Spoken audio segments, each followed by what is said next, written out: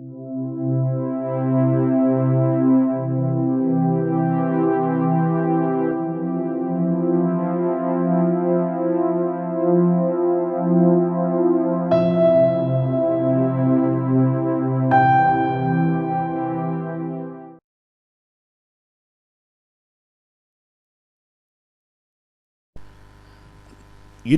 செய்தியுடைய தலைப்பு நம்முடைய பிரச்சனைக்கு பதில் இயேசுவே.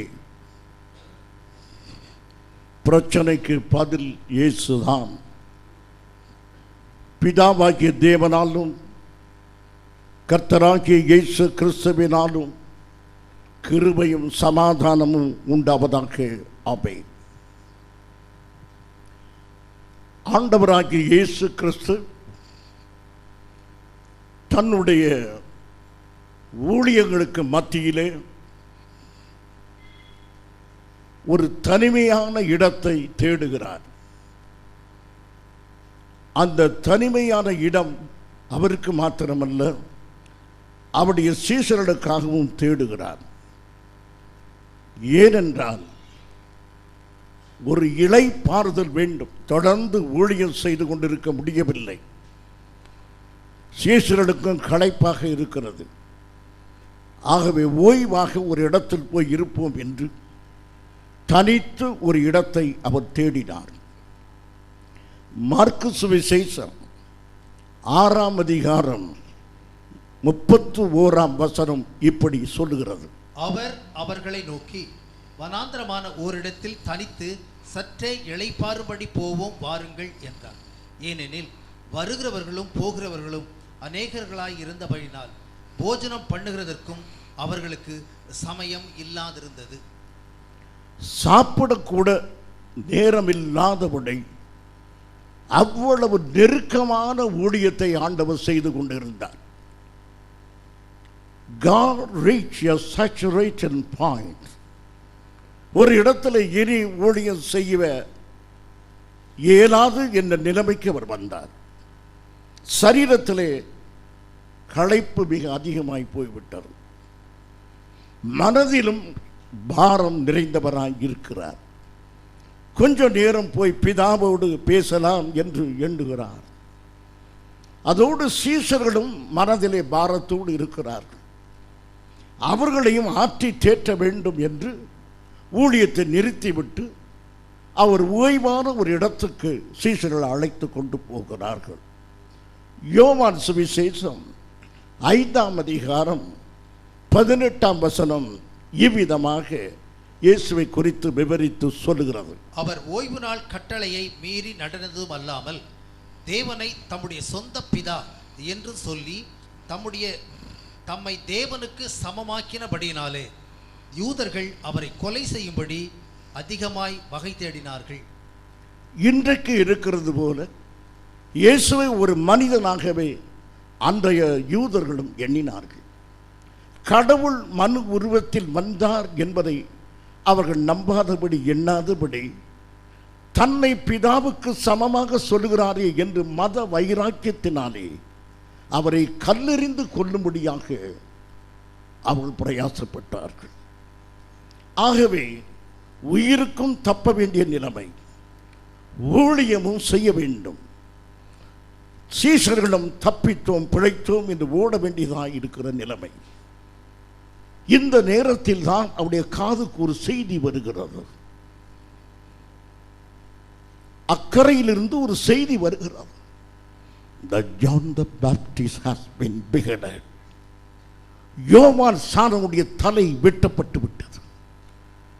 It was a shocking news to Jesus as well as to the disciples. சீஷர்களுக்கும் இயேசுவுக்கும் அதிர்ச்சியான ஒரு செய்தி. தேவாதி தேவனுக்கு எல்லாம் தெரியும்.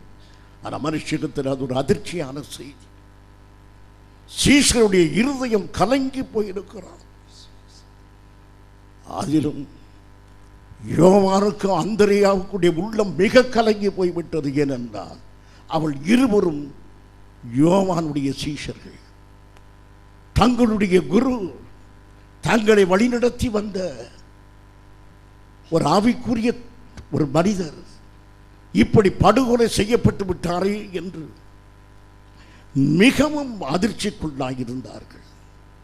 மற்ற சீஷர்களுக்கும் அதிர்ச்சியாயிருந்தது. என் பிரியமான சகோதரனே, சகோதரியே, கிறிஸ்தவ வாழ்க்கையில் அதிர்ச்சியான செய்திகள் வருகின்றனவா?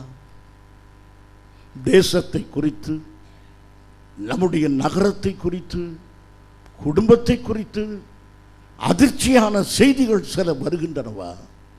உங்கள் இருதயம் கலங்காதிருப்பதாக தேவனிடத்தில் விசுவாசமாய் இருங்கள்.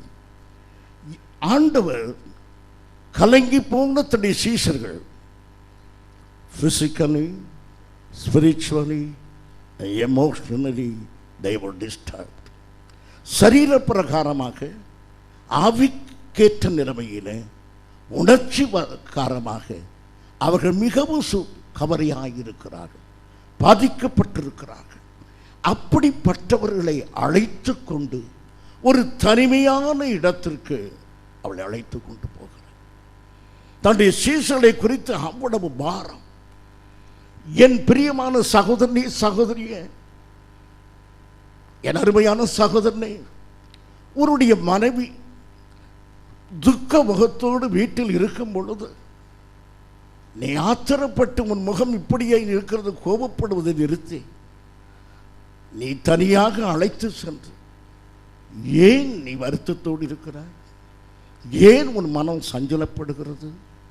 என்ன குறையினாலே நீ வேதனைப்படுகிறாய் என்று ஆற்றி தேற்றும் மனமுண்டா? சகோதரியே, வீட்டில் பிள்ளையோ கணவரோ வருத்தத்தோடு சஞ்சலத்தோடு உட்கார்ந்திருக்கும் பொழுது அது என்ன என்று அறிந்து கொள்ள சபை எடுத்தாயா? உன் மகன் சஞ்சலத்தோடு இருக்கும்போது இந்த வயதிலே உனக்கு என்ன கவலை? ஏன் இப்படி முகத்தை வைத்துக் கொண்டு என்று அரட்டாமல் சின்ன பிள்ளையோ பெரிய பிள்ளையோ அதனுடைய பாரத்தை அறிந்து ஆற்ற தேற்ற முன் வருவாயா? இயேசு கிறிஸ்து தன்னுடைய சீஷர்களை தேற்றுவதற்கும் ஆற்றுவதற்கும் சமயம் எடுத்தார். அவளை தனிமையாக அழைத்து கொண்டு போகிறார். நான் கற்பனையாக பார்க்கிறேன், பேதுரு சொல்லியிருப்பார், டுடே இஸ் ஹாலிடே, இன்றைக்கு நமக்கு விடுமுறை. சந்தோஷமாக இயேசு கிறிஸ்துவோடு கூட போகிறார்கள். பிரியமானவர்களை, இப்போது அந்த அமைதியான இடத்தை நாம் பார்ப்போம். ஆண்டவர் என்ன செய்கிறார் என்று. முதலாவது அருமையானவர்களே, அவர்களை அழைத்து கொண்டு 6ஆம் அதிகாரம் 1ஆம் வசனத்தை வாசியுங்கள்.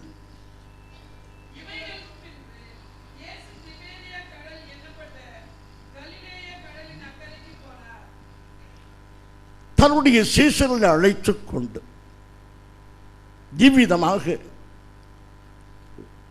அந்த வனாந்தரமான ஒரு இடத்திற்கு அவர் போய் சேர்ந்தார். அங்கு போனதின் நோக்கம் அவருடைய கண்ணீரை துடைக்க வேண்டும். முதலாவது வருத்தத்தோடு இருக்கிறார்கள் சீஷர்கள். இயேசு கிறிஸ்துவுக்கு பொதுவாக வருத்தம் ஏற்படுமா? வருத்தம் ஏற்படும். வருத்தம், சஞ்சலம், ஏமாற்றம், கவலை எல்லாம் இயேசு கிறிஸ்துவு உண்டு. அவருக்கு பெயரே மேன் ஆஃப் சாரோஸ், துக்கத்தின் மகன். அப்படி இருக்கும் பொழுதெல்லாம் அவர் என்ன செய்வார் என்றால், லூக்கா சுவிசேஷம் 5ஆம் அதிகாரம் 16ஆம் வசனம், லூக்கா 5:16, இதுதான் பாரம் அடையும் பொழுதெல்லாம் அவர் அடைக்கலம் தேடியது வனாந்தரத்தில் அல்ல, தன் பிதாவின் சமூகத்தில் ஆறுதல் தேடினார். வனாந்தரத்துக்கு ஏன் போனார்? அந்த இடம் ஒரு புண்ணிய ஸ்தலம் அல்ல, அந்த இடத்தில் ஒரு வல்லமை இல்லை. அந்த இடத்தில் பிதாவை தொழுது கொள்வதற்கு, பிதாவோடு பேசுவதற்கு ஒரு நல்ல சூழ்நிலையாகவே அந்த இடத்தை தேடினார். பிரியமானவர்களே, உங்கள் வாழ்க்கையில் நெருக்கம், பாரம், கவலை வரும் பொழுது இயேசுவின் சமூகத்துக்கு ஓடி போக ஒரு இடத்தை தேடுகிறீர்களா? எந்த விதமான இடையூறு இல்லாமல் என் இயேசுவோடு என் மன சஞ்சலத்தை ஊற்ற, என் இருதயத்தின் பாரத்தை சொல்ல எனக்கு ஒரு அமைதியான இடம் வேண்டும் என்று அந்த இடத்தை தேடி போகிறீர்களா? அதுதான் உங்கள் ஜெப அறை. ஆண்டவருக்கு வனாந்தரமே ஜெப அறையாக இருந்தது. அங்கு போய் பிதாவின் சமூகத்தில் தன்னுடைய நேரத்தை அவர் செலவழித்தார். அருமையானவர்களே, நீங்கள் உங்கள் கவலைகளையும் பாரங்களையும் மறக்க வேண்டும் என்றால் இயேசுவின் பாதத்தில் அமர்ந்து சத்திய வேதத்தை திறந்து வேத எழுத்துக்களை தியானியுங்கள். அருமையானவர்களே, வேத வசனத்தை தியானித்து கர்த்தரிடத்தில் ஜெபம் பண்ணாமல் எந்த ஒரு பிரச்சனையும் நீங்கள் தீர்க்கவே முடியாது. ஆண்டவருடைய வழி இதுதான். அவர் எப்பொழுதும் வேத வசனத்தை நினைத்தவராய் தெய்வ சமூகத்தில் இருப்பார். உங்கள் பிரச்சனை எல்லாவற்றுக்கும் தீர்வு இதுதான். Meditation upon the God's word, enjoy the presence of God. தேவ சமூகத்தை நாம் அனுபவிக்க வேண்டும். வேத வசனத்தை நாம் தியானிக்க வேண்டும். இந்த ரெண்டும் இருந்தால் மாத்திரமே எல்லா பிரச்சனையும் நான் தீர்க்க முடியும். அருமையானவர்களே, இப்பொழுது இயேசு கிறிஸ்து தன்னுடைய சீஷர்களை அழைத்து கொண்டு இந்த இடத்துக்கு வந்திருக்கிறார். அருமையானவர்களே, இப்போது சீஷர்கள் ஆவராய் உட்கார்ந்து இருக்கிறார்கள். தங்களுடைய பிரச்சனைகளுக்கு என்ன சொல்ல போகிறார்? யோவான் ஸ்நானகன் இறந்ததுக்கு என்ன சொல்ல போகிறார்? நம்முடைய வாழ்க்கையில் என்ன நடக்கும் என்று சொல்ல போகிறார் என்றெல்லாம் எண்ணி வருகிறார். மறுபடியுமாய் வாசியுங்கள். யோவான் சுவிசேஷம் 6ஆம் அதிகாரம் 1ஆம் வசனம். இவைகளுக்கு பின்பு இயேசு திபேரியா கடல் எனப்பட்ட கலிலேயா கடல் அக்கரைக்கு போனார். That was a national holiday. அந்த நாளில் பஸ்கா பண்டிகை நெருங்குகிற நேரம். அது ஒரு தேசிய விடுமுறை நாள். அந்த கடல் 8 மைல் நீளமுடையது, 3 மைல் அகலம் உள்ளது. ஒரு லேக் மாதிரி தான். அந்த இடத்தில் பசுமையான புல்வெளிகளும் அதன் மத்தியில் பூக்கள் இருக்கின்றன. தூரத்தில் உள்ள ஹெர்மோன் மலையிலிருந்து யோர்தான் நதி புரண்டு அவர் உட்கார்ந்திருக்கிற இடத்து பக்கத்திலே கடலோடு கலக்கிறது. இந்த அழகான ஒரு சூழ்நிலையை கர்த்தர் தெரிந்தெடுத்து அங்கு போய் உட்கார்ந்து தன்னுடைய சீஷர்களோடு பேசுகிறார். அருமையானவர்களே, இந்த நாட்களில் நீங்கள் தேவ சமூகத்தை தேடுவதற்கு சில சமயத்தில் நாம் ஏலகிரிக்கு போகிறோம். ஜனங்கள் சொல்லுகிறார், ஏலகிரியில் போனால் தான் கடவுளை பார்க்க முடியுமா என்று. ஏலகிரி போனால் மாத்திரமல்ல, கரிகிரிக்கு போனாலும் கர்த்தரை பார்க்க முடியும். ஆனால் தேவ சமூகத்தை உணர்வதற்கு நல்ல ஒரு சூழ்நிலையை எதிர்பார்க்க. Physical environment. எங்கு இத்தனை பூக்கள் ஜோடனைகள் எல்லாம் வைக்க காரணம் என்னவென்றால் உங்கள் மனமானது சந்தோஷமாக இருக்க வேண்டும் இந்த இடத்துக்கு வரும்போது. ஆகவே ஒரு சந்தோஷமான சூழ்நிலையை வீட்டிலே உண்டாக்குகிறீர்கள். அருமையானவர்களே, ஜெபம் பண்ணுவதற்கு நல்ல சூழ்நிலை உங்கள் வீடு இருக்கிறதா? போன வாரம் கழற்றி போட்ட சட்டை நாற்காலியிலும், அதுக்கு முந்தின வாரம் உள்ள ட்ரெஸ்ஸு மேஜை மீதும், நேற்று சாப்பிட்ட தட்டு. அருமையானவர்களே, வீடு சுத்தமாய் அருமையாக இருந்தால்தான் ஜெபம் பண்ணுவதற்கு நல்ல சூழ்நிலை வரும். ஆகவே முதலாவது உங்களுடைய வீட்டு தோற்றத்தை மாற்றுங்கள். ஆண்டவர் அருமையான சூழ்நிலைக்குள்ளே அழைத்து கொண்டு போகிறார். நல்ல புல்வெளி, அதில் அழகான பூக்கள், பாய்ந்து வருகிற ஆறு, அருமையான கடல், இவைகளுக்கு மத்தியிலே உட்கார்ந்து பிதாவோடு அவர் ஜெபம் பண்ணவும் சீஷரோடு சம்பாஷிக்கவும் இந்த சூழ்நிலையை தெரிந்தெடுத்தார். இப்படி அவர் பேச ஆரம்பிக்க போகிறார். திடீரென்று பார்த்தால் அங்கு சில பேர் வந்து கொண்டிருக்கிறார்கள். உடனே அந்திரையா சொல்லியிருப்பார், இங்கேயும் ஆட்கள் வருகிறார்கள். பேதுரு சொல்லியிருப்பார், ஒரே தொல்லையாய் போச்சு, இங்கேயும் வந்து கொண்டிருக்கிறார்களா? ஆட்கள் 1, 2, 3, 5000 பேர் வந்து விட்டார்கள். ஒருவர் சொல்லி அங்கு ஏராளமான கூட்டம் வந்து சேர்ந்து விட்டது. யோவான் சுவிசேஷம் 6ஆம் அதிகாரம் 2ஆம் வசனம். அவர் வியாதிக்காரரிடத்தில் செய்த அற்புதங்களை திரளான ஜனங்கள் கண்டபடியினால் அவருக்கு பின் சென்றார்கள். அற்புதங்களை குறித்து கேள்விப்பட்டார். கேள்விப்பட்டார்கள். அதனாலே இப்போது திரளான கூட்டம் அங்கு வந்து சேர்ந்து விட்டது. அருமையானவர்களே, சீஷர்கள் எரிச்சல் அடைந்து பார்த்திருக்க வேண்டும். ஊழியம் செய்ய முடியாது, ஓய்வு வேண்டும் என்று தானே இங்கே வந்தோம். இங்கேயும் ஆயிரக்கணக்கான மக்கள் வந்தால் இந்த அமைதியான இடத்தினுடைய அழகு எப்படி ரசிக்க முடியும்? கர்த்தரோடு கொஞ்ச நேரம் பேசி நம்முடைய மனத்தாங்கலை எப்படி சொல்ல முடியும்? நம்முடைய பிரச்சனைகளுக்கெல்லாம் அவரிடத்தில் பதில் பெறுவது எப்படி? ஊர் ஜனங்கள் வந்து ஜெபித்து பதில் பெறுகிறார்கள். சொந்த ஜனமாகிய நாங்கள் அவரிடத்தில் எப்போது பேசுவது? அவருடைய சீஷர்களாகிய நாங்கள் தேவனோடு பேசுவதற்கு சமயம் இல்லையே என்று சொல்லி அவர்கள் பல விதத்திலும் அங்கலாய்ப்போடு கூட இருக்கலாம். அருமையானவர்களே, இப்போது ஆண்டவர்களை ஆறுதல் படுத்த வரும்போது கூட்டத்தை நாம் பார்ப்போம். அந்த கூட்டத்தை மற்றவர்கள் பார்க்கும் பொழுது வேண்டாத கூட்டம். ஆண்டவர் அந்த கூட்டத்தை பார்த்தது எப்படி பார்க்கிறார் என்றால், மேய்ப்பனில்லாத ஆடுகள், மேய்ப்பனில்லாத ஆடுகளாய் பார்க்கிறார். வழி தப்பி போன ஆடுகள், ஆதரவற்ற ஆடுகள். அவ்விதமாக பார்த்து இந்த ஆடுகளுக்கு உதவி செய்ய வேண்டும், இந்த ஜனங்களுக்கு தான் உதவி செய்ய வேண்டும் என்று பார்த்தார். அருமையானவர்களே, அந்த கூட்டத்தை சீஷர்கள் இடையூறு என்று எண்ணினார்கள். ஆனால் கர்த்தரோ அந்த கூட்டத்தை தேவை உள்ளவர்களாக பார்த்தார். ஆம் பிரியமானவர்களே, நீங்கள் மற்றவர்களை உங்கள் வீட்டிலே நீங்கள் படுக்க போகிறீர்கள். இப்போதான் வேலை முடிந்து தலையணை எடுத்து வைத்து தலை சாய்க்க, அக்கா, இந்த நேரம் பார்த்தா வந்து அக்கா, நான் இப்பொழுதுதான் தலை சாய்க்கிறேன். படுக்க போகும்போது டெலிஃபோன், ஹலோ, யார் பேசுறது?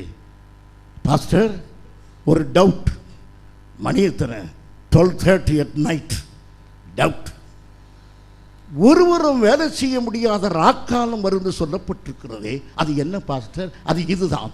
அருமையானவர்களே, எரிச்சல் அடைகிறோம், கோபம் அடைகிறோம், நமக்கு பேச முடியவில்லை. ஆண்டவர் அப்படி அல்ல. அவர் ஓய்வு எடுக்க வேண்டிய நேரத்தில் இந்த திரளான ஜனங்கள் வந்து வரும் பொழுது அவர்களை சந்திக்க வேண்டும், அவளுக்கு பிரசங்கம் பண்ண வேண்டும் என்று சொல்லி அவர்களுக்கு கர்த்தருடைய வார்த்தைகளை அவர் சொன்னார். அருமையானவர்களே, அவர் அவர்களுக்கு வேத வசனத்தை பிரசங்கம் பண்ணினார் என்று நாம் மார்க்கு சுவிசேஷத்திலே பார்க்கிறோம். பிரியமானவர்களே, அங்கு வந்திருக்கிற கூட்டத்தில் பலவிதமான மக்கள் இருப்பார்கள். அவளுக்கு பலவிதமான தேவைகள் இருக்கலாம். ஆனால் இப்பொழுது ஆண்டவர் அவளுக்கு முதல் தேவையாக எடுத்தது வேர்ட் ஆஃப் காட். தேவனுடைய வசனத்தை இந்த ஜனங்களுக்கு கொடுக்க வேண்டும்.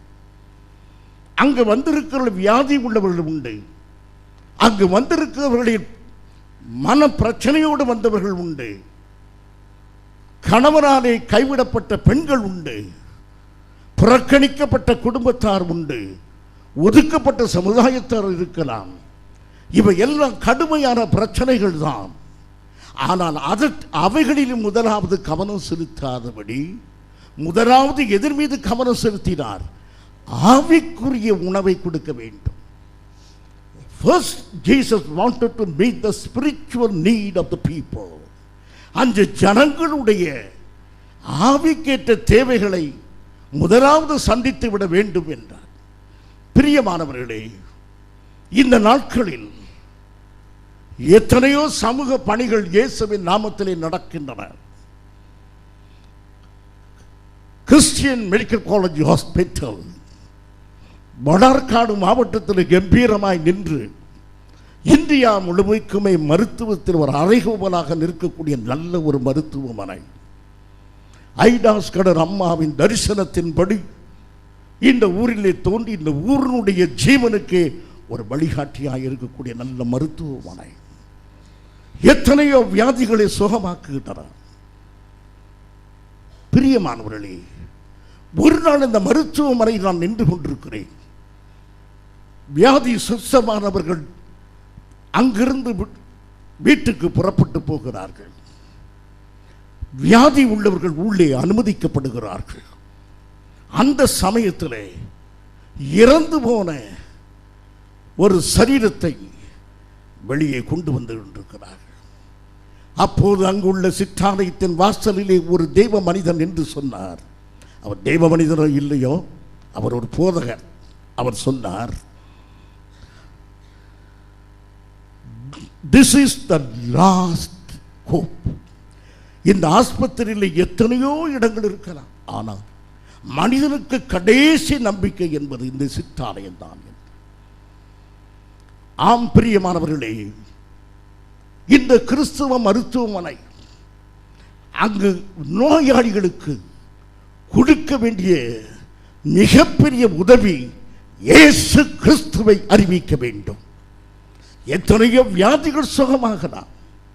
வியாதிகள் சுகமில்லாமல் யாரும் மரித்து போவதனாலே அவர் ரட்சிக்கப்பட்டு மரித்தால் பரலோக ராஜ்யத்துக்கு வருகிறார்கள்.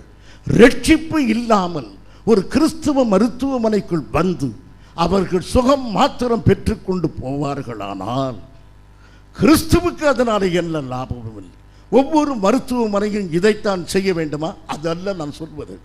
கிறிஸ்து என்ற நாமம் தரிப்பிக்கப்பட்ட ஸ்தாபனம், நல்ல நோக்கத்தோடு உருவாக்கப்பட்ட ஸ்தாபனங்கள் முதலாவது செய்ய வேண்டிய வேலை ஆவிக்கேற்ற காரியங்களை செய்ய தவறக்கூடாது. சட்டத்தில் இடமில்லை என்பார்கள், நாங்கள் அப்படி செய்ய முடியாது என்கலாம். சமயம் வாய்த்தாலும் வாய்க்காவிட்டாலும் திருவசனத்தை பிரசங்கம் பண்ணு என்பது தேவனது பிள்ளைகளுக்கு கொடுக்கப்பட்ட கட்டளை.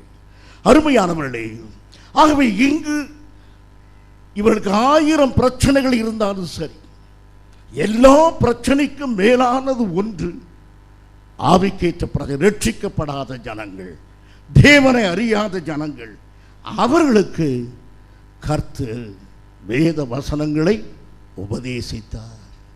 கதை சொல்லல, உபதேசம் பண்ணினார். பிரியமானவர்களே, நம்முடைய சபையில் ஒரு 2000-3000 பேர் ஏன் வரவில்லை? நாம் உபதேசம் பண்ணுகிறோம். கதை சொல்வதாக இருந்தால் நிறைய பேர் வருவார்கள். இப்போ நான் மாத்திரம் 4வது வரிசையிலே உட்கார்ந்து நளினி நீ நடுங்காதே என்று சொன்னால் நான் பெரிய ஊழியக்காரன். அதை சொல்ல நாளைக்கு 4வது வரிசையும் தெரியும், நளினியும் தெரியும். இதை சொல்வதற்கு கர்த்தர் வர வேண்டியதில்லை. நீ ரட்சிக்கப்பட வேண்டும் என்பதற்காக சத்தியத்தை சொல்வதற்கு தேவ பிள்ளைகளை கர்த்தர் எழுப்பியிருக்கிறார். ஆகவே ஆவிக்கேற்ற காரியத்தை முதலாவது செய்வதற்காக ஆண்டவர் அங்கு உபதேசம் பண்ணினார். நீங்களும் அருமையானவர்களை எதை முதலாவது செய்ய வேண்டும் என்ற கிறிஸ்து பார்க்கிறபடி நீங்கள் பார்க்க வேண்டும். நான் ஒரு குறிப்பிட்ட மருத்துவமனையை குறித்து சொன்னாலும் I have no right to criticize that particular institution. It is beyond the limit. நான் அதை சொல்லக்கூடாது. ஆனால் உரிமையினாலே, கிறிஸ்து என்கிற தன்மையினாலே நான் சொன்னேன். அருமையானவர்களே, உங்களை குறித்து சொல்கிறேன். நீங்கள் யாருக்கும் உதவி செய்யும் பொழுது நீங்கள் தர்மங்களையும் புண்ணியங்களையும் செய்யலாம், அவளுக்கு எவ்வளவோ உதவிகளை செய்யலாம். ஆனால் இயேசுவை முதலாவது அறிவியுங்கள். அருமையானவர்களே, கிறிஸ்துவை அறிவிக்காமல் செய்கிற எந்த உதவியும் கிறிஸ்துவின் பார்வையிலே நலமாக இல்லை. ஆகவே முதலாவது இந்த காரியத்தை அவர் செய்தார். அடுத்ததாக அவர் காரியம் என்னவென்றால், சரீர பிரகாரமான காரியத்திற்காக அவர் வருகிறார். பிரியமானவர்களே, நீங்கள் இயேசு ஜனங்களை பார்க்கிறது போல பார்ப்பீர்களானால் உங்கள் உள்ளத்திலே ஒரு பெரிய எண்ணம் வரும். என்ன எண்ணம் தெரியுமா? எபிரெயர் 9ஆம் அதிகாரம் 27ஆம் வசனம்.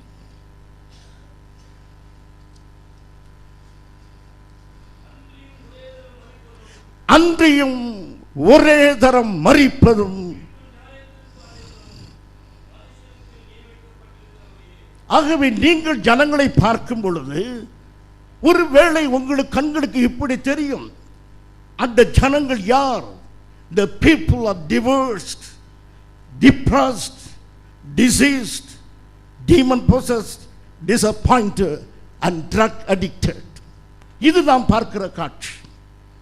ஜனங்கள் விவாக ரத்தில் இருக்கிறார்கள், மன முறிவிலே இருக்கிறார்கள், மன சோர்விலே இருக்கிறார்கள், வியாதியிலே இருக்கிறார்கள், பிசாசு பிடித்தவர்களாய் இருக்கிறார்கள், மன சோர்விலே இருக்கிறார்கள், ஏமாற்றத்தில் இருக்கிறார்கள். இது எல்லாம் நீங்கள் காணுகிற காட்சி. முதலாவது நீங்கள் அறிய வேண்டியது ஒன்று, ரட்சிக்கப்படாமல் இருக்கிறார்கள்.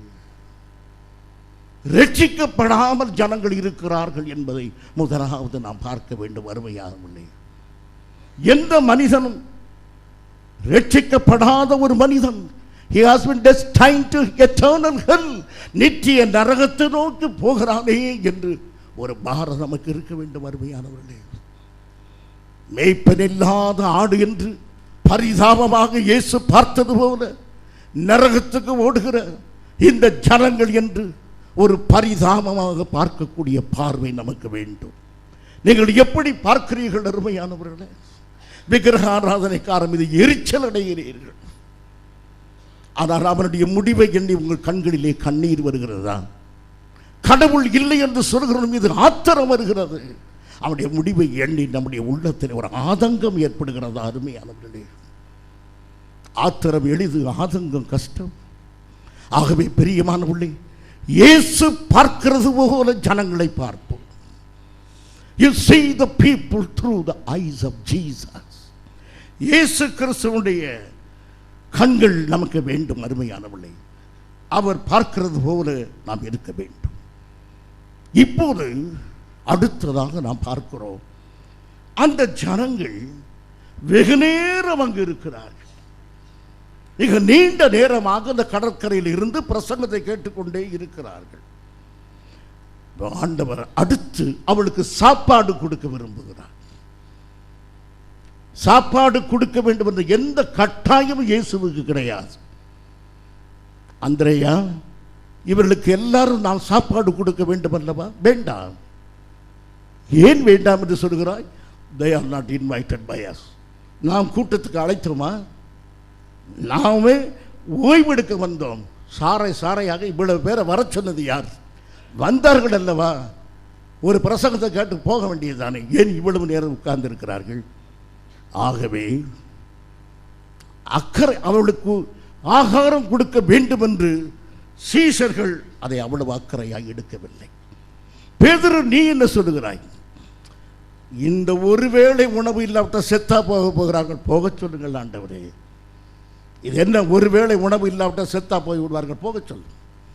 இது நம்முடைய வேலை அல்ல. கடமையிலிருந்து தவறுகிற கிறிஸ்தவம், சாக்கு போக்கு சொல்கிற சபை, மற்றவருடைய உலக பிரகாரமான தேவைகளை சந்திப்பதில்லை, வியாதியஸ்தர்களை மருத்துவமனையில் கொண்டு சேர்க்கிறதில்லை, படிக்க முடியாத பிள்ளைகளுக்கு உதவி செய்கிறதில்லை, எந்த விதத்திலும் சரீர பிரகாரமான உதவிகளை செய்யாதபடி அது என்னுடைய பாரம் அல்ல, அது என்னுடைய வேலை அல்ல. என் பிரியமான சகோதரனே, சகோதரியே, வெகு எளிதிலே ஆண்டவரும் அதை தட்டி கழித்திருக்கலாம். But Jesus cared. அல்ல, ஆண்டவர் கவலைப்பட்டார். அருமையானவர்களே, தன்னுடைய சீஷர்களை ஆற்றி தேற்ற அழைத்து கொண்டு போனார். இப்போது அவர் மற்ற ஜனங்களுக்கு உதவி செய்யும்படியாய் வந்தார். எப்போதும் பரலோகம் நரகம் இதையே பேசிக்கொண்டிருக்கக்கூடாது. எப்போதும் முழுக்க ஞானஸ்தானம், பரிசுத்தாவின் அபிஷேகம், அந்நிய பாசையின் அடையாளம் இதையே பேசிக்கொண்டிருக்கக்கூடாது. வறுமை, கஷ்டம், வேதனை, வியாதி, இப்படிப்பட்ட மனிதர்களுக்கு உதவி செய்ய வேண்டாமா? தெருவிலே அடிபட்டு விழுந்து கிடக்கிற ஒரு மனிதனை பார்த்து தூக்கி எடுக்கும் போதே முழுக்க ஞானஸ்தானம் எடுத்தாயா? என் பிரியமான சகோதரனே, சகோதரியே, அந்த உபதேசம் அவனுக்கு எந்த விதத்தில் பிரயோஜனமாக இருக்கும்? ஆகவே B balanced. Priority first, number 1 ஆவிக்கேற்ற காரியம். அடுத்ததாக இதை மறந்துவிடக்கூடாது. சரீர பிரகாரமான நன்மைகளை செய்ய தவறிவிடக்கூடாது. நம்மை பொறுத்தவரை இந்த சபை சரீர நன்மைகளை மற்றவர்களுக்கு கொடுப்பது இல்லை. ஏழைகளை குறித்து வெல்லோ செக்ஸ் நினைப்பது இல்லை. இந்த சபைக்குள் இருக்கிற வறுமைப்பட்டவருடைய தரித்திரர்களை அவர் நினைப்பது இல்லை. தாங்கள் மாத்திரம் பரலோகம் போக வேண்டும் என்ற சுயநலமிக்க ஒரு கூட்டமே நமது சபை. மற்றவருடைய வறுமை, வாட்டம், தனிமை இவளை குறித்து யோசிக்கிறது இல்லை. சபையிலே திருமணமாகாத பிள்ளைகளை குறித்து யோசித்தீர்களா? படிக்க முடியாமல் சஞ்சலப்படுகிற பிள்ளைகளை குறித்து ஜெபம் பண்ணினது உண்டா? யோசித்தது உண்டா? பசியோடு வாடிக்கொண்டிருக்கிற சகோதரனும் இங்கே உட்கார்ந்து இருக்கிறானே, அவனை குறித்து ஒருவேளை யோசித்தது உண்டா? இயேசு கிறிஸ்து யோசித்தார். இயேசு கிறிஸ்து அவர்களுக்கு ஆகாரம் கொடுக்க வேண்டும் என்று கருதினார். பாரமுள்ள இருதயம் இல்லாத சபைகள், நான் எந்த சபையும் சாட முடியாது, உங்களே தான் சாட முடியும் என்றால் நீங்கள் என் மீது சாட மாட்டீர்கள். பிரியமானவர்களே, ஒரு ஆவிக்கேற்ற பாரத்தை எடுத்துக்கொள்ளுங்கள். ஆண்டவர் சொல்லுகிறார், ஆண்டவர் நமக்கு சொன்ன அருமையான காரியங்கள். மத்தேயு சுவிசேஷம் 6ஆம் அதிகாரம் 33ஆம் வசனம். மத்தேயு 6:33 சீக்கிரமாய் வாசியுங்கள். முதலாவது தேவனுடைய ராஜ்யத்தையும் அவருடைய நீதியையும் தேடுங்கள். அதைத்தான் முதலாவது பிரசங்கம் பண்ணினார் ஆண்டவர். அந்த கடற்கரையிலே முதலாவது தேவனுடைய ராஜ்யத்தையும் நீதியும் குறித்து உபதேசமாக பிரசங்கம் பண்ணினார். அப்பொழுது இவைகள் எல்லாம் உங்களுக்கு கூட கொடுக்கப்படும். இப்பொழுதுதான் அப்பமும் மீனும் கொடுக்கப்படுகிறது. ஆகவே இதை செய்தால் அதை செய்ய வேண்டும். இந்த ரெண்டும் தேவை. ரெண்டிலே எதையாவது செய்ய என்று தேவன் சொல்லவில்லை. இவைகளை தேட வேண்டும், அவைகளை கொடுக்க வேண்டும். தேடுகிறவர்களுக்கு கொடுக்கிறோம். அருமையானவர்களே, ரட்சிப்பை தேடி வந்தவர்களுக்கு நாம் செய்கிற உதவி என்ன? கர்த்தரை நாடி ஓடி வந்தவர்களுக்கு இந்த சபையிலே செல்வம் உள்ளவர்கள் உண்டு, வசதி உள்ளவர்கள் உண்டு, வாழ்வு உள்ளவர்கள் உண்டு. நீங்கள் என்ன செய்தீர்கள் அருமையானவர்களே? ஆகவே ஆண்டவர் சொல்லுகிறார், ரெண்டு காரியத்தை செய்யுங்கள். தேவனது ராஜ்யத்தை முதலாவது சொல்லுங்கள், இரண்டாவது உலக பிரகாரமான காரியத்தை செய்யுங்கள். இப்போது அனுபவ ரீதியாக பார்ப்போம். யோவான் சுவிசேஷம் 6ஆம் அதிகாரம் 5ஆம் வசனம். இயேசு தம்முடைய கண்களை ஏறெடுத்து திரளான ஜனங்கள் தம்மிடத்தில் வருகிறதை கண்டு பிலிப்புவை நோக்கி, இவர்கள் சாப்பிடத்தக்கதாக அப்பங்களை எங்கே கொள்ளலாம் என்று கேட்டார். பிலிப்புவை பார்த்தார். பிலிப்பு தான் எப்போதும் ஆட்களை பற்றி அவரிடத்தில் பேசக்கூடியவர். மற்ற எல்லாரும் சும்மா இருந்தாலும் பிலிப்பு ஓடி போவார். ரபி, கிரேக்க நாட்டிலிருந்து ஒருத்தர் வந்திருக்கிறார். யார் வந்திருக்கிறார்? அரிஸ்டாட்டில் வந்திருக்கிறார். என்ன வேண்டுமா? உம்மை பார்க்க வேண்டுமா? ரபி, என்ன விஷயம்? பிளேட்டோ வந்திருக்கிறார், உங்களை பார்க்க வேண்டுமா? இவ்விதமாக எப்போதும் கிரேக்க நாடுலிருந்து வந்தவர்களை அறிமுகப்படுத்தி கொண்டே இருப்பான் பிலிப். அந்த பிலிப்புவை பார்த்து கர்த்தர் சொல்கிறார், பிலிப்புவே, ஜனங்களை எல்லாம் என்னிடத்தில் ஆசையாய் கொண்டு வருகிறாயே, முழுக்க ஞானஸ்தானத்துக்கு அழைத்து வருகிறாய், அபிஷேகத்துக்கு அழைத்து வருகிறாய், ஞானஸ்தானத்துக்கு அழைத்து வருகிறாய். நல்லது. இன்றைக்கு அழைக்கப்பட்ட ஜனங்கள் பிரச்சனையோடு இருக்கிறார்கள். இந்த ஜனங்கள் பசியோடு இருக்கிறார்கள். அவர்களுக்கு என்ன கேட்கிறார்? வாசியுங்கள். இவர்கள் சாப்பிடத்தக்கதாக அப்பங்களை எங்கே கொள்ளலாம் என்று கேட்டார். எங்க போய் வாங்கலாம் என்று கேட்கிறார். இந்த கேள்வியை கேட்டதுக்கு காரணமே பாரத்தை உண்டு பண்ண வேண்டும் என்பதற்காக. மற்றவர்கள் தேவையில் இருக்கும் பொழுது நாம் கண்சாடையாய் போய்விடக்கூடாது. மற்றவருடைய தேவைகளை உணர வேண்டும் என்பதற்காக இந்த கேள்வியை கர்த்தர் கேட்டார். He stirred the mind of Philip. பிலிப்புனுடைய மனதை கலக்கினார். பிரியமானவர்களே, அவனுடைய உள்ளத்தில் ஒரு வாஞ்சை வர வேண்டும் என்று. எத்தனையோ முறை இந்த பகுதியை நீங்கள் வாசித்திருப்பீர்கள் அல்லவா? பிலிப்பிடத்தில் கேட்ட கேள்வியை ஆவியானவர் நம்மிடத்தில் கேட்டாரா? ஒரு பக்கத்து வீட்டில் உள்ளவனுக்கு ஆகாரம் கொடு, ஆகாரம் எங்கிருந்து வாங்கலாம் என்று ஆண்டவர் உங்களிடத்தை எப்போதாவது கேட்டதுண்டா? அந்த பையனுக்கு ஃபீஸ் கட்ட, அந்த பொண்ணுக்கு ஃபீஸ் கட்டுவதற்கு பணம் எங்கிருந்து கொடுக்கலாம் என்று எப்போதாவது கேட்டது உண்டா? கேட்டிருப்பார். நான் காதில் வாங்கினா தானே. என் பிரியமான சகோதரனே, சகோதரி, இஸ் a social injustice. இது சமூக அநீதி. நாம் நன்றாக இருக்கும் பொழுது மற்றவர்களை குறித்து சிந்திக்காமலேயே இருப்பது தவறு. பிரியமானவர்களே, இங்கு அந்த கேள்வியை கேட்டான். இப்போது பாருங்கள், யோவான் சுவிசேஷம் 6ஆம் அதிகாரம் 6ஆம் வசனம். கொஞ்சம் செய்ய போகிறதை அறிந்திருந்தும் அவனை சோதிக்கும்படி இப்படி கேட்டார். சோதிக்கும்படி என்ன? அதாவது பிலிப்பு தன்னை யார் என்று அறிந்து கொள்ள வேண்டும். இன்றைய பிரசங்கமே உங்களை நீங்கள் அறிந்து கொள்ள வேண்டும், என்னை நான் அறிந்து கொள்ள வேண்டும்.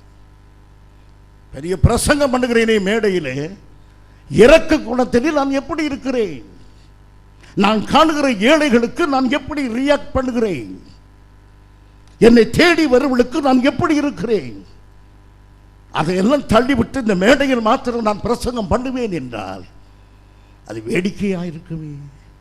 ஆகவே இந்த வசனத்தை வாசிக்கும் போது இந்த வசனங்கள் என்னை உணரும்படி செய்கிறது.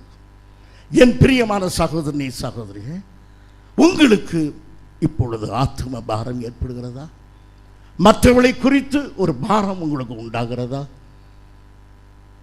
சபையில் உள்ள மற்ற சகோதர சகோதரிகள், மற்ற குடும்பங்கள், இவைகளை குறித்து ஒரு பாரம் உண்டாகிறதா? அருமையானவர்களே, ஆகவே இப்பொழுது அவருடைய உத்தரவாதங்களை, அவருடைய கடமைகளை அவர்கள் உணர வேண்டும் என்பதற்காக தேவன் இந்த கேள்வியை கேட்டார். உடனே பதில் வருகிறது பாருங்கள், 6ஆம் அதிகாரம் 7ஆம் வசனம். பிலிப்பு அவருக்கு பிரதியுத்தரமாக, இவர்களில் ஒவ்வொருவனுக்கும் கொஞ்சம் கொஞ்சம் எடுத்துக்கொண்டாலும் 200 பணத்துக்கு அப்பங்களும் இவர்களுக்கு போதாதே என்றார். இப்போது பிலிப்பு சொல்லுகிறான், ரபி, 8 மாத சம்பளம் தான் இந்த 200 பணம், 8 months salary. 8 மாத சம்பளத்தை எடுத்து இவனுக்கு கொடுத்தாலும் இதை வாங்க முடியாது. என்ன அர்த்தம்? என்னாலே முடியாது, இதை செய்ய முடியாது. ஆனால் ஒரு கால்குலேஷன் போட்டார். எவ்வளவு பணம்? 200 பணம். 200 பணம் இருந்தால் ஓரளவுக்கு ஏதாவது செய்யலாம் என்று ஒரு யோசனை வந்தது. பிரியமானவர்களே, ஐ அப்ரிஷியேட் பிலிப். 200 பணம் என்று ஒரு கணக்கு போட்டான். ஏன் தெரியுமா? பக்கத்தில் கேட்டிருப்பான், நம்ம எருசலேமுக்கு போகிற வழியில் ஒரு டான் பேக்கரி இருக்கு பத்தியா, அதில் என்ன விலை என்று கேட்குறான். ஒன்று அவன் சொல்கிறார், கடை அடைச்சிருக்கணும். அதை கேட்கல, எவ்வளவு விலை. அப்போ தான் கணக்கு வருகிறது 200 பணம். ஆகவே பொருளுடைய விலை தெரிகிறது. கர்த்தருடைய பிள்ளைகள் என்றால் எந்த விலை கர்த்தர் தருகிறோம் நாங்கள் செலவழிக்கிறோம். எந்த விலையாக இருந்தால் என்ன? போதகர் செலவழிப்பது. பாஸ்டர் 10,000 நோட்டீஸ் அடித்தீர்களே, 500 பேர் தானே கூட்டத்துக்கு வர வேண்டும், ஏன் அடித்தீர்கள்? கர்த்தருடைய பணம். பெரிய தேவன், என் இயேசு பெரியவர். 500 தேவை என்ற 10,000 அடிப்பேன். கவலை இல்லாதவர்கள், பணத்திலே பொறுப்பற்றவர்கள், தேவனுடைய காசை செலவழிப்பதில் ஒரு கணக்கு. 200 பணம் கணக்கு சொல்லுகிறான். 200 பணம் அது முடியாது என்றாலும் அட்லீஸ்ட் கோட்டட் எஸ்எம் ஒரு தொகையை அவன் சொல்லுகிறான்.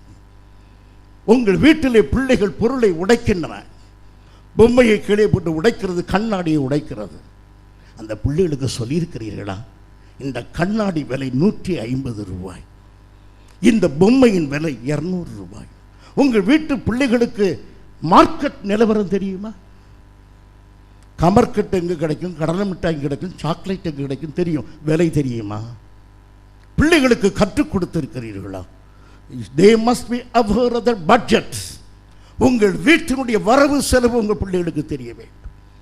அப்போதுதான் பிள்ளைகள் ஜாக்கிரதையாக செலவழிப்பு. ஒரு கிறிஸ்தவ வீடு மனம் போல பணத்தை செலவழிக்கிற வீடாக இருக்கக்கூடாது.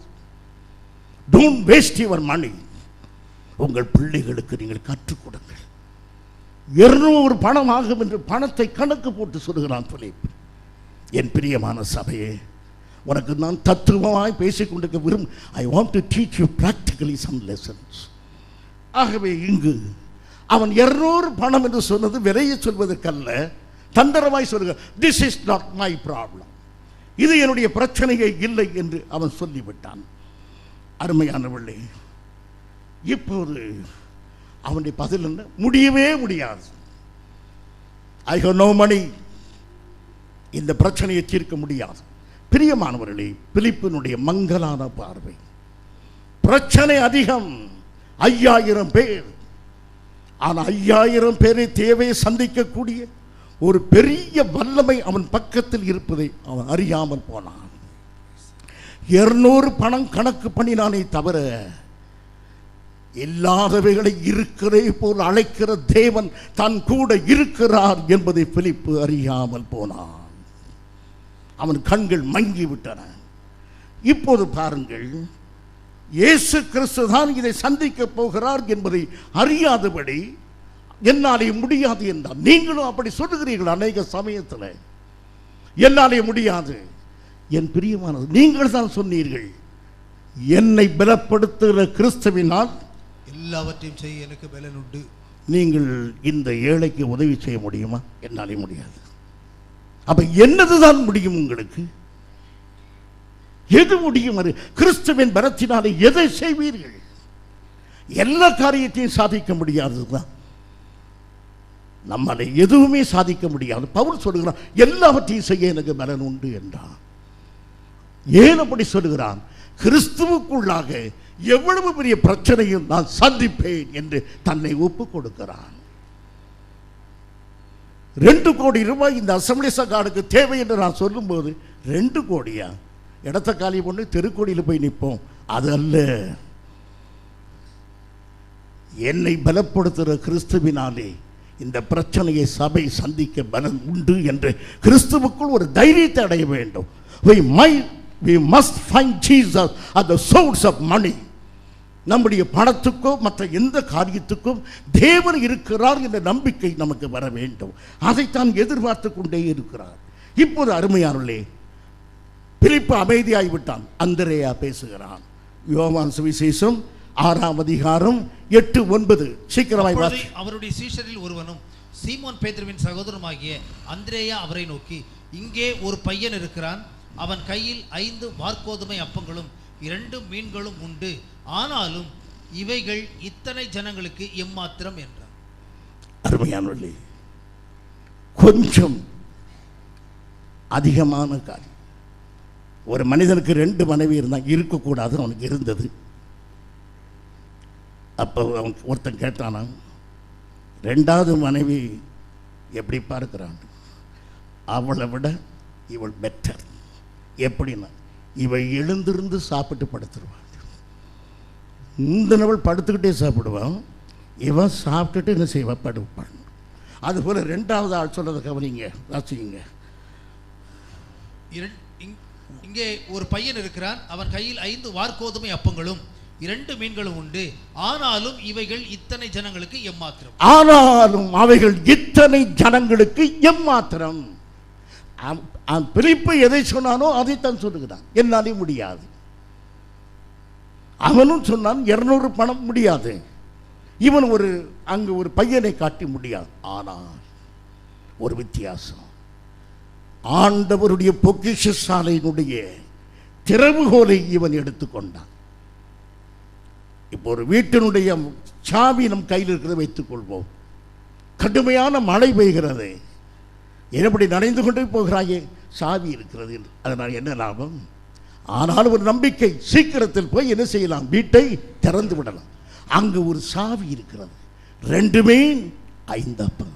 The key to the treasure of Jesus. இயேசு கிறிஸ்துவின் பொக்கிஷத்தை திறப்பதற்கு ஒரு சாவி இருக்கிறது. ஒரு நம்பிக்கை எடுத்தான் அந்திரேயா, இதை கர்த்தருடைய கரத்திலே கொடுப்போம் என்று. ஆம் பிரியமானவர்களே, அற்பமாக இருந்தாலும் அதை இயேசு கிறிஸ்துவினுடைய கரத்திலே கொடுப்போம். இப்போது ஆண்டவர் அங்கே அவன என்ன இருக்கிறது? அந்திரேயா சொல்லுகிறான், ஒரு சிறு பையனிடத்தில் 5 அப்பங்களும் 2 மீனும். அந்த அப்பம் என்ன அப்பம்? வாற்கோதுமை, மலிவான ஒன்று. ஏழைகள் சாப்பிடுவது, ஏழைகள் சாப்பிடுகிற உணவு, மலிவான உணவு. ஒரு சின்ன பையன், ஒரு ஏழை பையன் கொண்டு வந்தான். பிரியமானவர்களே, இன்றைக்கு கர்த்தர் உங்களிடத்தில் கேட்பது, உங்களிடத்தில் என்ன இல்லை என்றல்ல, உங்களிடத்தில் என்ன இருக்கிறது நான் கிரியை செய்ய. அன்றைக்கு சொன்ன ஒரு பாட்டில் எண்ணெய் இருக்கிறது என்று சொன்ன, ஒரு கலசம் நிறைய எண்ணெய் இருக்கிறது என்றாள். என் பிரியமான சகோதரனே, சகோதரிய, எனக்கு அது இல்லை இது இல்லை என்று சொல்லும்போது ஆண்டவர் சொல்கிறார், இருக்கட்டும், உன்னிடத்தில் என்ன இருக்கிறது? இருக்கிறது என் கையில் கொடு, நான் உன்னை ஆசீர்வதிப்பேன். ஆண்டவரே, இந்த புது வருடத்தில் எனக்கு இருக்கிறது கண்ணீர் துளிகள் மாத்திரமே, அதை தேவ சமூகத்தில் ஊற்று. எனக்கு கண்ணீர் மாத்திரம் தான் இருக்கிறது தகப்பனே. ஆத்துமாவுக்காக அழுது ஜெபம் பண்ண என்னால் முடியும், கண்ணீரை தான் என்னாலே தர முடியும். கொடு. வறண்டு போன கண்களை விட ஆத்துமாக்க அழுகிற கண்ணீர் துளிகள் தேவ சமூகத்தில் ஏற்றுக்கொள்ளப்படுகின்றன. ஆகவே எது உன்னிடத்தில் இருக்கிறதோ அதை தேவ சமூகத்தில் கொடுங்கள். கொஞ்ச பணம், கொஞ்ச பலம், இவைகளை கர்த்தருடைய கரத்திலே கொடுங்கள். கர்த்தர் உங்களை ஆசீர்வதிப்பார். அருமையான பிள்ளை ஆகியனால் உன்னிடத்தில் இருக்கிறதை கொண்டு வா என்று கர்த்தர் கேட்கிறார். இந்த நாளில் அருமையானவர்களே, உங்களிடத்தில் இருப்பதை கர்த்தருக்கு சமர்ப்பியுங்கள். உங்களுடைய மனபாரம், ஒன்றை சஞ்சலம் எதையும் தேவ சமூகத்தில் ஊற்றுங்கள். கர்த்தர் அவைகளை எடுத்து உங்களை ஆசீர்வதிப்பார். அருமையானவர்களே, அடுத்ததாக 6ஆம் அதிகாரம் 10ஆம் வசனம். இயேசு ஜனங்களை உட்கார வையுங்கள் என்றார். அந்த இடம் மிகுந்த புல்வெளி உள்ளதாய் இருந்தது. ஜனங்களை உட்கார வைக்க சொன்னார். இப்போது பாருங்கள், 12 சீஷர்கள் இருக்கிறார்கள். ஜனங்கள் எல்லாம் நேரம் ஆகிவிட்டது, சூரியன் அஸ்தமிக்க போகிறது. இன்னும் கொஞ்ச நேரத்தில் இருள் சூழ போகிறது. நகரத்துக்கு போவதற்கு வெகு நேரமாகும். 16வது பையன் சொல்லுவாங்க, அம்மா இன்னும் கேட்டுக்கிட்டு இருக்காது, அவர் பேசிக்கிட்டே தான் இருப்பார், எனக்கு பசிக்குது, வீட்டுக்கு போவோம். பாதியில் போகக்கூடாது, பாதியில் போகட்டும், உயிர் பாதியிலே போயிடும், எனக்கு சீக்கிரம் வா.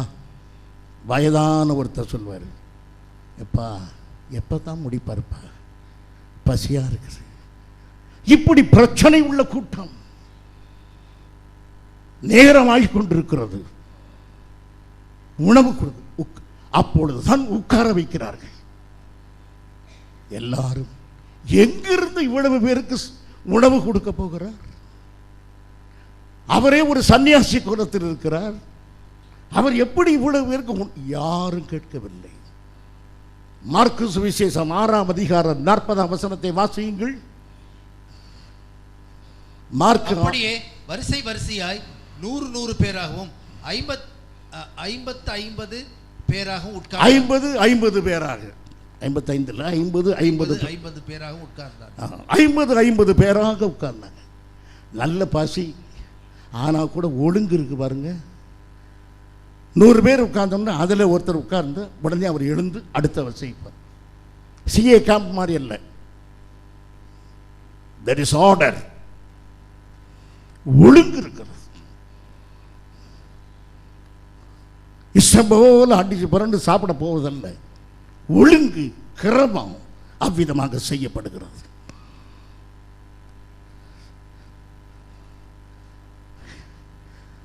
என் அருமையான சகோதரனே சகோதரிய, கர்த்தருடைய சமூகத்தில் இந்த ஒழுங்கை பார்க்கும் பொழுது அப்படி விசுவாசத்தை காட்டுகிறது. யாரும் எழுந்து எதுக்கு உட்கார சொல்ற? பேதரு உட்கார்ந்தது போதாதா? மணி என்ன 11:50 ஆகுது, வீட்டுக்கு போனோம். அப்படி அல்ல, அமைதியாய் ஆண்டவர் எங்கள் தேவைகளை சந்திப்பார் என்று கீழ்ப்படுகிறோம்.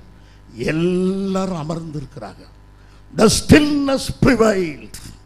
ஒரு பெரிய அமைதி. கலிலியா கடலில் கடல் அலை சத்தம் மாத்திரம். எர்மோன் பகுதியிலிருந்து மெல்ல ஒரு காற்று வீசுகிறது. எல்லா ஜனங்களும் அந்த புல்வெளியிலே அமைதியாய் உட்கார்ந்திருக்கிறார்கள். என்ன நடக்குமோ என்ன நடக்கும். இயேசு எழுந்தார். ஜனங்களை பார்த்து, இவ்வளவு பேர் இருக்கிறீர்களே, என்ன செய்யலாம்? எல்லாருக்கும் சாப்பாடு கொடுக்க விரும்புகிறோம், என்ன செய்வதென்று தெரியவில்லை. ஏதையும் ஆண்டவர் சொல்லவில்லை, அந்த ஜனங்களிடத்தில் பேசவில்லை. 11ஆம் வசனம் வாசியுங்கள். இயேசு அந்த அப்பங்களை எடுத்து ஸ்தோத்திரம் பண்ணி சீஷர்களுக்கு கொடுத்தார். அதை பிட்டு சீஷர்களுக்கு கொடுத்தார். 2 காரியம் செய்தார். Thank you Father. அந்த சத்தம் கடற்கரையில் எதிரொலித்தது, கடல் அலையில் படுகிறது. பிதாவே உமக்கு ஸ்தோத்திரம். அந்த அப்பங்களை உடைத்து அவர் கையில் கொடுத்தார். 2 காரியம். நன்றி சொன்னார், அப்பத்தை பிட்டார். அது ஆயிரக்கணக்கான மக்களுக்கு அது போதுமானதாக இருந்தது. ஆம் பிரியமானவர்களே, இதுதான் தேவ ரகசியம். நீ மற்றவர்களுக்கு ஆசீர்வாத பாத்திரமாக இருக்க வேண்டும் என்றால் கர்த்தர் உன்னை உடைக்க வேண்டும், உன்னை ஆசீர்வதிக்க வேண்டும். ஆம், பவுல் உடைக்கப்பட்டார், பேதுரு உடைக்கப்பட்டார், யோவான் உடைக்கப்பட்டார், யாக்கோபு உடைக்கப்பட்டார். தேவன் அவளை ஆசீர்வதித்தார். உடைக்கப்படுதலும் ஆசீர்வாதமும் நம்மை ஆசீர்வாத பாத்திரங்களாக மாற்றுகின்றன. ஆகவே இப்பொழுது அப்படி எல்லாருக்கும் கொடுக்க வேண்டியதான், கொடுக்கக்கூடிய சூழ்நிலை உண்டாகிற்று. ஒரு ஆசீர்வாதமான வேலை தொடங்கியது. முதலாவது அவர் பிதாவிடத்தில் பேசினார், இரண்டாவது அவளை பிட்டு ஆசீர்வதித்தார். அந்த தேவைகள் எல்லாம் சந்திக்கப்பட்டன. எல்லா நெருக்கங்களுக்கும் மத்தியிலும் நீங்கள் கர்த்தருக்கு நன்றி செலுத்துங்கள், தேவனிடத்தில் பேசுங்கள். அருமையானவர்களே, கர்த்தர் உங்கள் பிரயாசங்களை ஆசீர்வதிப்பார். பிரியமானவர்களே, இந்த காரியத்தை நீங்கள் மறந்து போகாதீர்கள். அப்பாவிடத்தில் எல்லா காரியத்தையும் குறித்து நீங்கள் பேசுங்கள். அருமையானவர்களே, நவ் த ஃபைனல் லெசன், கடைசி பாடத்தை கற்றுக் கொடுக்க விரும்புகிறார். யோவான் சுவிசேஷம் 6ஆம் அதிகாரம் 12ஆம் வசனம். அவர்கள் திருப்தி அடைந்த பின்பு அவர் தம்முடைய சீஷர்களை நோக்கி, ஒன்றும் சேதமாய் போகாதபடிக்கு மீதியான துணிக்கைகளை சேர்த்து வையுங்கள் என்றார். ஆம் பிரியமானவர்களே, பிலிப்பு சொன்ன பதில் என்ன? கொஞ்சம் கொஞ்சம் எடுத்தாலும், கொஞ்சம் கொஞ்சம் எடுத்தாலும் இவர்களுக்கு போதாதே. இப்போது ஆண்டவர் சொல்லுகிறார், மீதியானதை எடுத்து வை. கொஞ்சம் கொஞ்சம் எடுத்தாலும் போதாதே. வேண்டிய மட்டும் கொடுத்தார்கள், அவர் சாப்பிட்டு திருப்தி அடைந்தார்கள். மீதியை 12 கூடைகள் எடுத்தார்கள். இயேசு ஜீவிக்கிறார். இந்த ஆகவே ஒரு பாடத்தை கற்றுக் கொடுக்கிறார். இல்லாதவைகளை இருக்கிற போல் அழைக்கிற தெய்வம். எந்த பிரச்சனையும் தீர்ப்பதற்கு நான் வல்லமை உள்ளவன். ஆகவே இந்த வேளையில் நீங்கள் ஆசீர்வாத பாத்திரமாய் இருக்க வேண்டும் என்றால் பிதாவின் சமூகத்தை நீங்கள் உடைவிட வேண்டும். உங்கள் பெருமை, உங்கள் சௌகரியங்கள், உங்கள் சுயநலம் எல்லாம் உடைவிட வேண்டும். You come out from the comfort zone. உன்னுடைய வசதியான வாழ்க்கையை விட்டு வெளியே வா. இயேசு கிறிஸ்துவுக்காக உடைபடு. அப்பொழுது கர்த்தர் உன்னை பாவிப்பார். 1000 ஜனங்களுக்கு நீ ஆசீர்வாத பாத்திரமாய் இருப்பாய். இதுதான் அவளுக்கு கற்றுக் கொடுத்த கடைசி பாடம். நீ உடைபடுவாய். அந்த அப்பத்தை உடைக்கும் போதே அவர் சொன்ன வார்த்தை, நீயும் உடைபட வேண்டும். உன்னுடைய பெருமைகள், உன்னுடைய வசதிகள் எல்லாம் உடைபடுமானால் அது ஆசீர்வாதமாக இருக்கும். அருமையானவர்களே, எத்தனையோ காரியங்களை சொன்னார்கள் சீஷர்கள். அவளை அனுப்பிவிடும் என்றார்கள். என்னாலே கொடுக்க முடியாது என்றார்கள். இது போதாது என்றார். ஆண்டவருடைய வழி ஆசீர்வதித்து அதை பிட்டு ஜனங்களுக்கு கொடுத்தார். என் பிரியமான சகோதரனே, சகோதரி, இன்றைக்கு வீட்டுக்கு போனதும் உன்னிடம் உள்ளதை கர்த்தருக்கு கொடு. உன் பாரத்தை கர்த்தருக்கு கொடு. உன் சங்கடத்தை கர்த்தரிடத்தில் கொடு. உன் கண்ணீரை கர்த்தரிடத்தில் கொடு. உடைவட்ட உன்னை நீ கொடுத்ததை ஆசீர்வதித்து உன்னை ஆசீர்வாத பாத்திரமாய் மாற்றுவார். கடற்கரையில் 5000 பேர் போஷிக்கப்பட்டு திருப்தியாய் போனது போல உன்னையும் கர்த்தர் போஷிப்பார். ஜனங்கள் எழுந்திருக்கிறார்கள். இப்போது சொல்லுகிறார்கள், உங்கள் பிரச்சனைக்கு பதில் என்ன? கூட்டம் 5000 பேரும் சொல்லுகிற பதில், எங்கள் பிரச்சனைக்கு பதில் இயேசுவே. Jesus is the answer to my problem. நீங்கள் சொல்லுங்கள். உங்கள் கண்ணீர், உங்கள் கவலை, உங்கள் கஷ்டம், ஏமாற்றம், வருத்தம், சஞ்சலம் எல்லாவற்றுக்கும் ஒரே பதில் இயேசுவே. ஆம், இந்த இயேசுவை விடாமல் பற்றி கொள்ளுங்கள். அவர் சகலத்தையும் செய்ய வல்லமை உள்ளவர். நாம் எல்லாரும் முழங்காலில் நின்று கர்த்தரை நோக்கி பார்ப்போம். தெய்வம் நம்மை ஆசீர்வதித்து அனுப்ப வேண்டும். சோத்திரம் ஆண்டவரே, சோத்திரம் கர்த்தாவே. நன்றி ராஜா, நன்றி நன்றி நன்றி நன்றி ஆண்டவரே. என் பிரியமான சகோதரனே, சகோதரியே, உன் பிரச்சனையை பெரிதாக உயர்த்தி காட்டுகிறாய். என்னுடைய கவலை மிக பெரியது, என் வியாதி மிக பெரியது, என் பண பிரச்சனை மிக பெரியது. எல்லாவற்றையும் தள்ளுங்கள். இப்போது ஒரு வார்த்தை சொல்லுங்கள், இவை எல்லாவற்றையும் விட என் இயேசு பெரியவர், என் கர்த்தர் பெரியவர், நான் ஆராதிக்கிற இயேசு பெரியவர். ஹல்லேலூயா. ஆகவே அவருடைய நாமத்தை உயர்த்தி பிடிப்போம். இப்போது இயேசுவை மாத்திரமே விசுவாசிக்கிறேன். ஆமென், ஆமென்.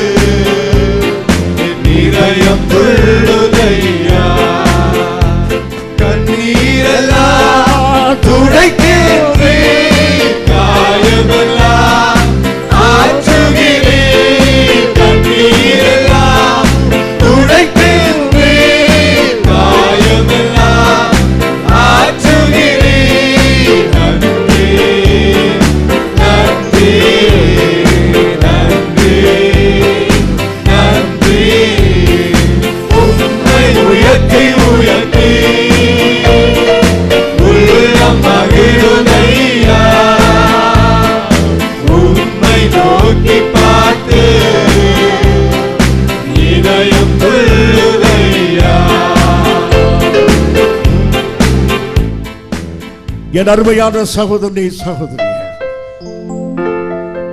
நீ கண்ணீர் விட்டு அழுது அழுது ஜெபித்தா இயேசுவுடைய மனதை மாற்ற முடியுமா?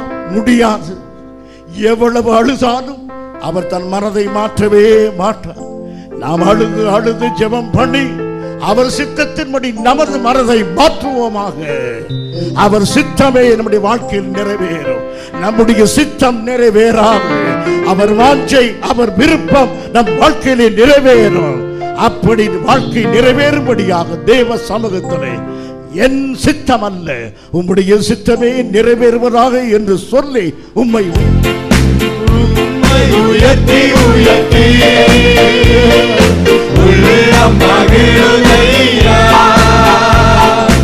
உம்மை நோக்கி பார்த்து இதயம் துள்ளுதையா, உம்மை உயர்த்தி உயர்த்தி உள்ளம் மகிழுதையா, உம்மை நோக்கி பார்த்து